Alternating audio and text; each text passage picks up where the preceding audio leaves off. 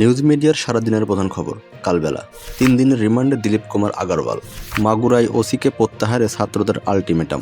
বাংলাদেশের জয়ে বক্তব্য পাল্টালেন সাবেক তারকা। সুইসাইড নোট লিখে থানায় যুবকের বিষপানে আত্মহত্যা। মামলার আসামি হলেন ক্যান্সারে মারা যাওয়া ছাত্রলীগ নেতা। জেনারেল আজিজ ও নিজাম হাজারীর দুর্নীতি অনুসন্ধান শুরু। পদত্যাগে বাধ্য সেই শিক্ষককে ফুলের মালা দিয়ে বরণ। চাঁদা না দেওয়ায় ব্যবসায়ীকে মেরে দোকান লুট করল ছাত্রদল নেতা। দাফনের 29 দিন পর সাব্বিরের লাশ উত্তোলন। সারা দেশে কমিটি গঠন করবে বৈষম্য বিরোধী ছাত্র আন্দোলন। এবার সাবেক মেয়র আইভীর বিরুদ্ধে হত্যা মামলা। অসুস্থ হাজী সেলিম রিমান্ড শেষ না করে পাঠানো হলো কারাগারে। আলো আসবে এর মতো আরও একটি গোপন গ্রুপ আছে, মনিরা মিঠু। শ্রমিক বিক্ষোভের জেরে 60 কারখানার ছুটি ঘোষণা। গাজীপুরে মহাসড়ক অবরোধ করে শ্রমিকদের বিক্ষোভ। বগুড়ায় ছাত্র দলের শাখা কমিটি বিলুপ্ত। ইত্তেফাক। এইচএসসির পরীক্ষা মূল্যায়নের তথ্য চেয়েছে শিক্ষা বোর্ড। শ্রমিক অসন্তোষে বহিরাগতরা জড়িত। আজ থেকে অ্যাকশন, আসিফ মাহমুদ। গাজায় 24 ঘন্টা আরও 43 ফিলিস্তিনের মৃত্যু। শ্রমিক বিক্ষোভে আশুলিয়ায় আজও অন্তত 60টি পোশাক কারখানা ছুটি ঘোষণা। ইউক্রেনকে দূরপাল্লার ক্ষেপণাস্ত্র দিতে চুক্তির দ্বার প্রান্তে যুক্তরাষ্ট্র। পরিচয়পত্র ছাড়া ইসিতে প্রবেশ নিষেধ।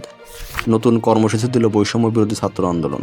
আওয়ামী লীগকে ক্ষমা করলে নিহতদের সঙ্গে বেইমানি করা হবে, রুহুল কবির রিজভী। বাংলা ওয়াশ হয়ে ক্ষমা চাইলেন পাকিস্তানি অধিনায়ক। মসজিদে গিয়ে একে একে মুসল্লিদের মারা হবে, বিজেপির বিধায়ক নীতেশ রানে। টেস্ট চ্যাম্পিয়নের চারে উঠল বাংলাদেশ।